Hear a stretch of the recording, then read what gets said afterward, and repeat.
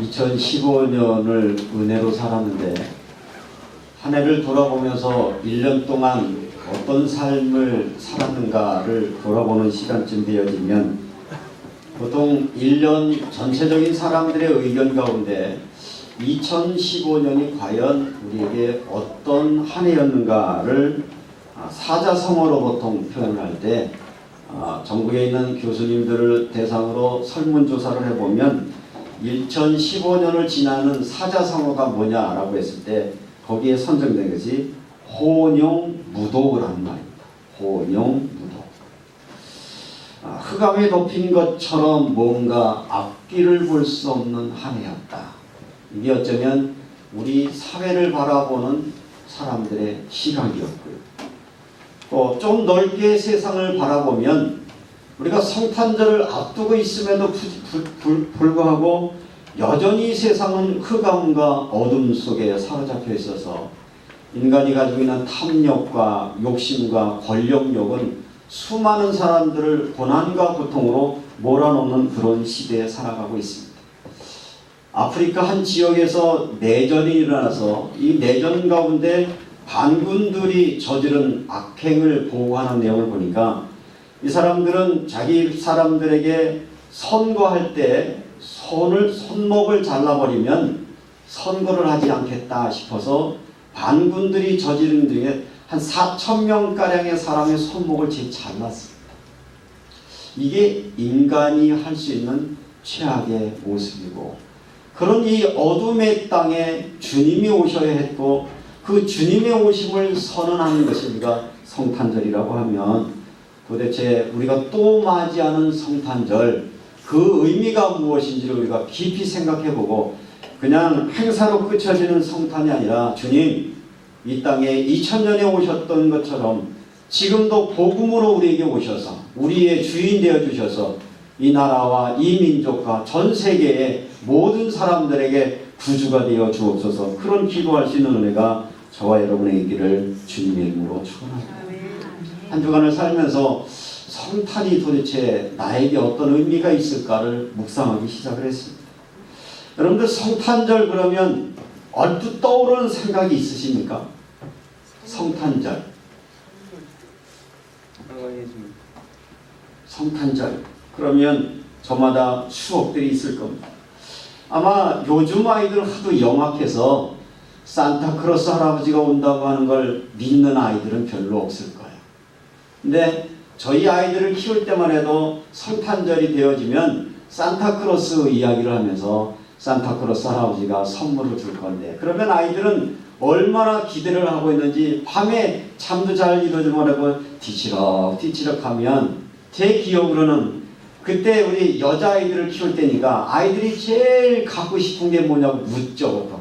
야, 너 뭐 갖고 싶어? 그러면 뭐 이런저런 하는데, 지금 제 기억에는 미미의 집이라는 게 있었어요. 플라스틱으로 만든 집, 미미의 집이라는 게 있었는데, 사실은 뭐 개척교회 하는 목사로서 미미의 집을 사는 게 쉽지는 않은데, 아이가 제일 좋아한다고 하니까 어떻게 하든지 오랜 시간을 준비해서 몰래 미미의 집을 잘 사놨다가 이렇게 숨겨놨다가 아이가 잠드나 안 잠드나 보고 이제 잠이 들면 머리맡에 두고 그렇게 했던 기억들. 그런데 지금 돌이켜보니까 아이가 좋아했던 게 아니라 제가 더 좋아했던 것 같아요. 왜죠? 사랑하는 아이들에게 무언가를 줄 수 있는 기쁨, 무언가 사랑하는 자녀가 기뻐하는 것이 무엇인지를 알고 그걸 줄 수 있는 아버지가 된 그 기쁨인데, 그런 생각을 하다가 성탄절날 가장 기쁘신 분이 누구실까? 그분은 하나님 아버지시다. 우리를 너무너무 사랑하시는 그 아버지가 어떻게 하면 우리를 이 고통 많은 이 땅에서 죄악의 노예로 살아가고 있는 이 땅의 삶들에게 그들을 자유와 하나님의 백성으로 살게 하실까 계획하신 하나님이 성탄을 기획하고 준비하시고 완벽한 선물을 보내주셨는데, 그분이 이 땅에 태어난 날을 우리가 성탄절이라 이렇게 말하고 있는 것이죠.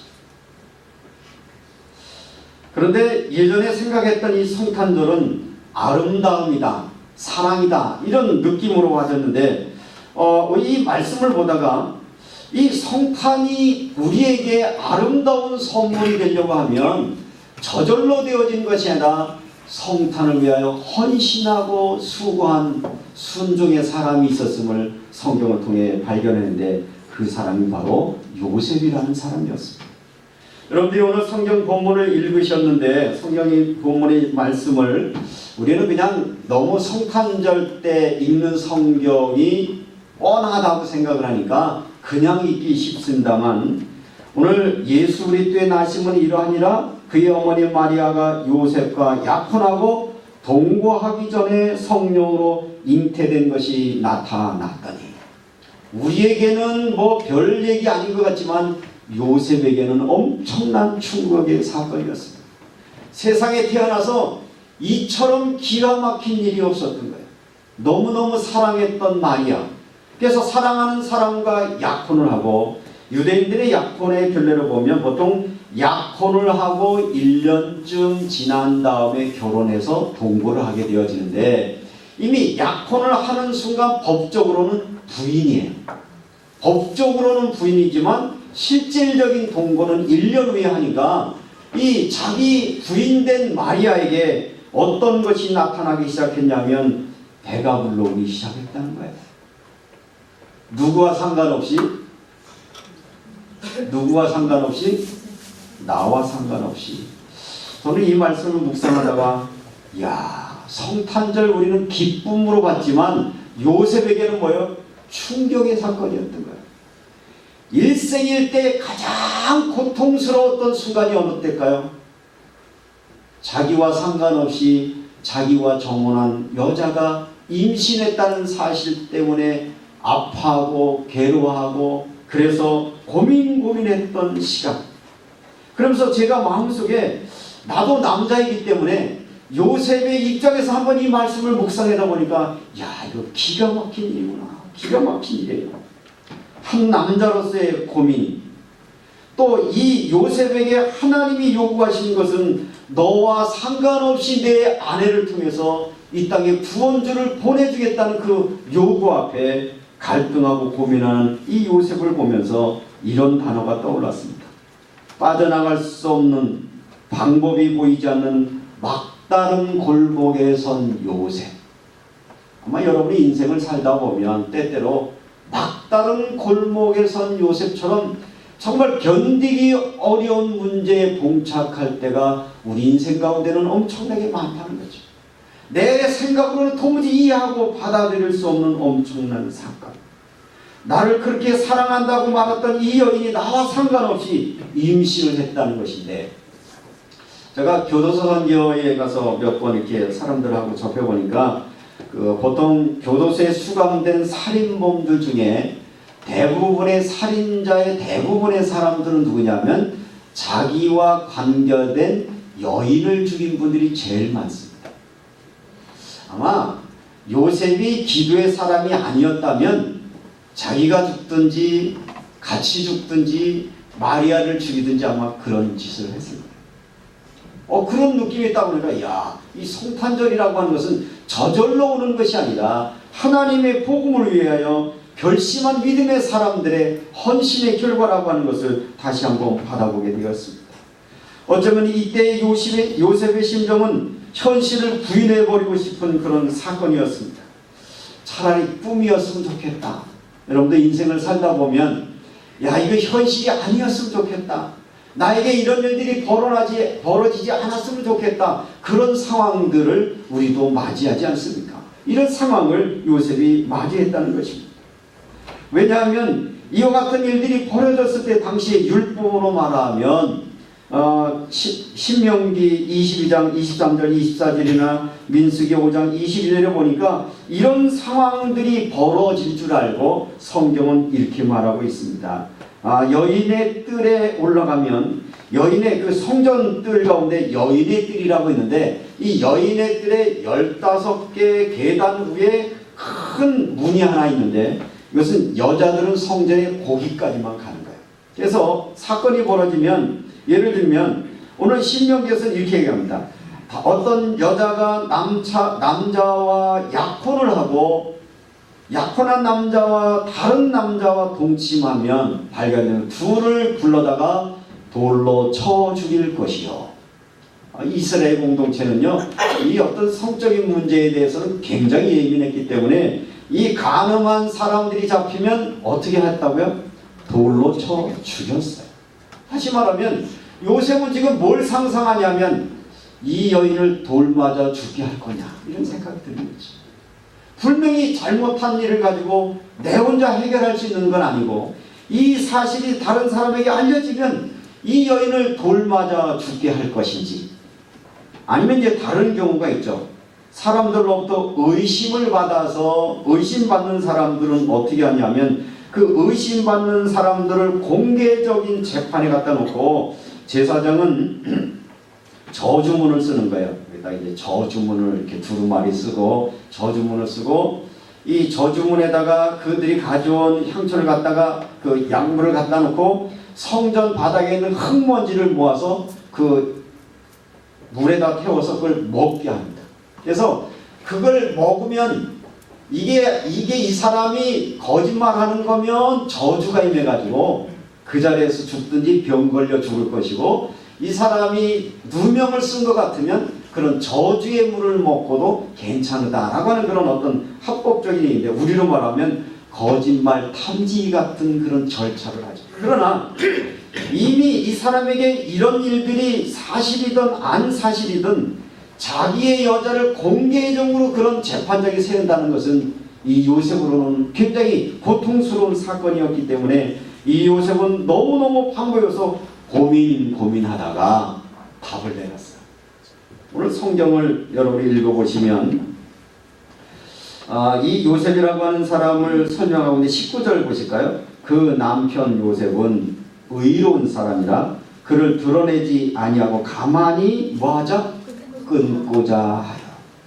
적극적인 방법으로 이 문제를 풀려고 하지 않았고, 아마 심성이 고왔고 이미 어떤 믿음의 가문 속에 있었기 때문에 더 이상 사랑하는 여인을 욕보이고 싶지는 않지만 자기가 할 수 있는 최선의 방법은 뭐였느냐 하면 가만히 끊고자 하여.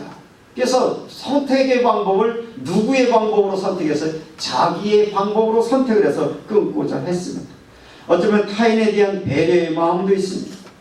그러나 이 사랑하는 이 아내가 임신했던 사실, 이 문제 앞에 이것은 어쩌면 기도하지 않은 상태에서 아내의 문제를 해결할 수 있는 요셉이 선택할 수 있는 것은 그저 조용히 끊고자 하는 것이었는데, 요즘 제자훈련을 하면서 그 제자훈련 주제 중에 이런 질문이 있어요. 당신이 기도할 때와 기도하지 않을 때의 차이점에 대해서 말해봐라. 이런 질문이 있어요. 여러분에게 한번 여쭤보겠습니다. 여러분, 기도할 때와 기도하지 않을 때 차이가 있나요? 없나요? 어떤 차이가 있나요? 안 해봐서 몰라요? 여전히 성탄절을 축하고 여전히 예수를 믿고 여전히 교회를 오는데도 여전히 기도를 안 하면 이게 무슨 얘기인지 알지 못할 거예요. 어쩌면 기도하지 못했던 요셉은 자기 판단 기준을 가지고 가만히 끊고자 했습니다. 사실은 기도하는 것과 기도하지 않는 차이는 뭐냐? 기도하지 않으면 내 중심이 됩니다. 그러나 기도하는 사람은 누구의 중심이 됩니까? 하나님.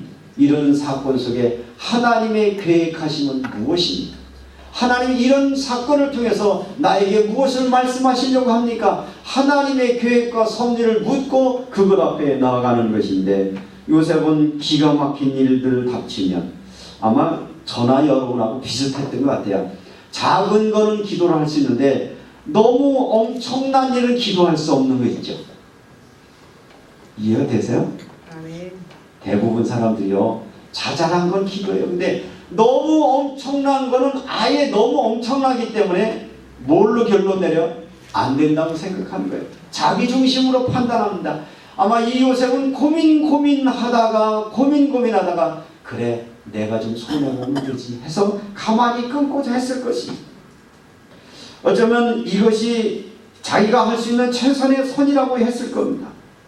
왜냐하면 이스라엘의 보편적인 남자들은 자기에게 이런 문제가 오면 이 자기의 합리성을 주장하기 위해서 그 여인을 돌 맞아 죽게 하든지 재판에 넘겨서 다른 사람이 처벌하든 했을 것인데 이 요셉만큼은 자기의 방법, 어떻게 보면 아마 요즘도 이런 사람은 잘 없을 거예요. 너무 착한 사람이, 의로운 사람이었지만 하나님이 기대하시는 것은 우리의 성품으로 착하거나 우리의 윤리의 부분을 말하는 것이 아니라 엄청난 사건 앞에 요셉의 계획과 하나님의 계획이 무엇인지를 묻는 믿음의 사람을 하나님은 지금 기대하고 계시다는 것입니다. 그래서 오늘 이 말씀을 준비하면서 여러분에게 드려지고 있는 말씀은 이 요셉의 계획은 뭐였어요? 가만히 이 고통스러운 문제를 묻어두고 정리를 하려고 했어요. 그런데 하나님의 계획은요, 요셉에게는 엄청난 고난의 시간이었고 갈등의 시간이고 괴로움의 시간이었지만 하나님께서는 인류를 구원하는 복음의 선포를 계획하는 시간이었고 하나님의 계획이었단 말이죠. 바울이 나아가는 해답을 갖고 아마 여러분도 인생을 살다가 이런저런 생각을 하고 이럴까 저럴까 고민할 때가 많은데 딱 결심하고 나면 마음이 홀가분해. 그죠? 제일 고민이 뭐냐? 이럴까 저럴까 시간이 괴로운 거지 딱 결정을 하면 문제가 되잖아요. 그래서 너무 고통스러운 시간을 다 떨쳐버리고 이제 홀가분 마음으로 정리하려고 하는데 하나님이 이 요셉의 꿈에 나타나는 것입니다. 요셉 꿈에 나타나신 하나님이 주의 사자가 저에게 말하기를 다윗의 자손 요셉아 이렇게 부릅니다. 다윗의 자손 요셉아 내 아내 마리아 데려오기를 무서워 말라. 데려오는 게 무서워서. 그래서 가만히 끊고냐 데려오는 것을 무서워 말라. 그에게 잉태된 자는 성령으로 잉태된 것이라 아들을 낳으니 그름을 예수라라. 이는 그가 자기 백성을 그의 죄에서 구원할 자이심이니라. 어서 많이 듣던 얘기죠. 요셉이 어서 많이 듣던 얘기였어요.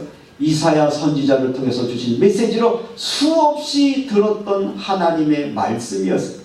수없이 들었던 하나님의 말씀, 구원의 역사를 누굴 통하여 이루시겠다는 거예요?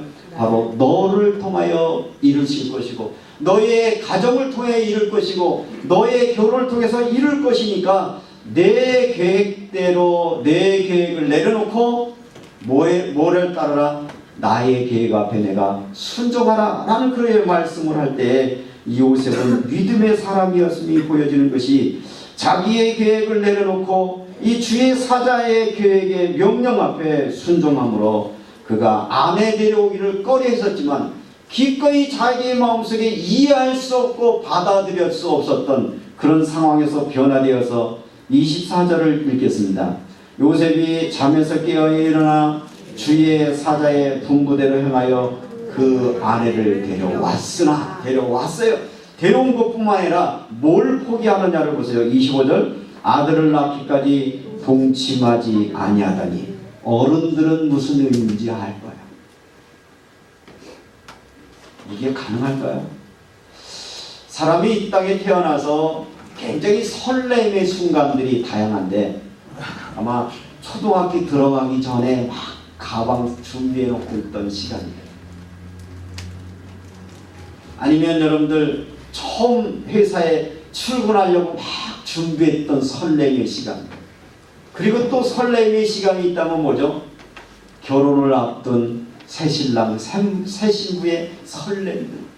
이걸 누가 받으시겠다는 거예요? 하나님이 쓰시겠다는 거예요. 내가 가장 평생을 기다렸던 가장 아름다움을 꿈꿨던 시간을 하나님은 그 시간 내게 좀 줄래? 그 아름다운 것 내 복음을 위해서 기꺼이 헌신해 줄래? 라고 그걸 요청했을 때 아멘할 수 있는 사람이 요셉이었단 말이죠. 그러나 쉬운 선택은 아니었을 거예요. 자기에게 가장 소중한 것들을 하나님께 드릴 수 있는 복음을 위해 준비된 사람. 어떤 면에서 보면 하나님은 이 요셉과 같은 믿음의 사람을 준비하시기 위하여 많은 시간을 기다렸고 이 2000년 전에 예수 그리스도의 오심을 위해 준비된 사람을 위해 하나님이 많은 걸 기다리셨던 것처럼 2000년 동안 진행되어 온 성탄절을 맞이하는 이 시간에 주님은 우리에게 이런 질문을 했습니다. 이번 성탄절 너는 내 뜻을 위하여 순종하지 않을래? 내가 원하는 것들 앞에 내 모든 것 내려놓을 생각 없냐? 이렇게 물으시는 것 같습니다. 어쩌면 이 요셉의 마음속에 기꺼이 아내를 데려오고 아들을 낳기까지 동침하지 아니하니라 라고 하는 이 순간을 보면서 야, 이거는 복음의 가치를 깨닫지 못하면 도무지 순종할 수 없는 일이다. 그런 것들을 보면서 복음을 위해 준비된 한 사람 요셉, 그의 헌신과 순종을 통하여 이 땅에 기쁨과 아름다운 소망의 복음이 왔음을 기억을 하면서 이 말씀은 사도 바울의 고백에 견주어 보면 사도 바울은 갈라디아서 2장 20절에 이런 고백을 하죠. 나는 죽고 내 안에 예수가 삽니다. 어쩌면 새신랑 요셉은 내 생각, 나의 기대, 나의 설레임, 나의 만족, 나의 기쁨은 하나님의 복음을 위하여 기꺼이 내가 하나님께 드리겠습니다 라고 하는 그 헌신의 아름다운 결과가 성탄절을 오게 하는 소중한 시간이었다는 것입니다. 어쩌면 이 성탄은 무엇입니까? 바로 하나님의 사랑을 이 땅에 나눠드리기를 원하는 하나님의 기쁨의 마음. 우리가 성탄절을 맞이하실 때 그냥 나는 이번에 무슨 선물을 받을까, 어떤 즐거움을 얻을까가 아니라 성탄의 의미라고 하는 것은 하나님의 사랑을 어떻게 이 땅에 하나님의 사랑과 복음을 알지 못하는 어둠의 세상에 전달할 수 있을 거예요. 여러분이 초점을 맞춘다라고 하면 이번 성탄절은 이런 고백이 있으면 좋겠습니다. 주님, 나를 통해서 이 땅에 예수의 오심을 증거하는 시간 되게 하시고 내게 주어진 환경과 여건 속에서 주님의 사랑과 주님의 아름다움을 증거하는 성탄의 일들이 하게 하옵소서. 마치 선물을 잔뜩 준비해놓고 아이들이 눈뜨를 기다렸던 아버지의 심정처럼 이번 성탄만큼은 나를 위한 성탄이 아니라 내 사랑하는 옆에 있는 이웃을 위한 성탄. 정말 무언가 꿈과 희망을 기다리고 있는 사람을 향하여 손을 내밀고 기꺼이 여러분들이 하나님께로 받은 그 아름다운 것들을 나누어 줄 수 있는 은혜가 저와 여러분의 있기를 주님의 이름으로 축원합니다. 이제 성탄절 선물은 그만 기대합시다. 이제 좀 선물을 준비해서 나눠주십시다. 선물을 받을 때 기쁨과 줄 때 기쁨 어떤 게 더 큰가요? 줄 때. 그렇게 말하는 분은 좁은 분이에요. 근데 안 좁으면 몰라요. 사랑은요, 줄 때 더 커지는 거예요. 사랑은 줄 수 있을 때 더 귀하고 소중한 것입니다. 하나님이 우리를 위하여 당신의 아들 예수 그리스도를 이 땅에 보내실 때 천사를 통해서 던진 메시지가 뭐였습니까? 하늘에는 영광, 땅에는 평화인 것입니다. 하나님은 당신의 모든 것을 내어주시면서도 하나님께서는 기쁨으로 가득했다라고 하는 이 사실을 기억하면서 하나님의 기쁨, 아버지의 기쁨, 복음 없이 살아가는 사람들에게 복음 받고 저들이 변화된 것들을 기대하면서 자기 자신을 내려놓은 이 요셉과 같은 아름다운 헌신과 순종의 모습이 저와 여러분의 삶 속에 나타나시기를 주님의 이름으로 축원합니다. 이번 성탄절은 여러분 가정에 여러분을 요셉으로 세우셨습니다. 기꺼이 여러분 것들을 내려놓고 하나님의 복음을 위하여 기다려주고 용서해주고 수용해주고 받아들일 수 있었던 그런 사랑과 용서의 은혜가 이번 성탄절 저와 여러분의 삶들 속에 있고요.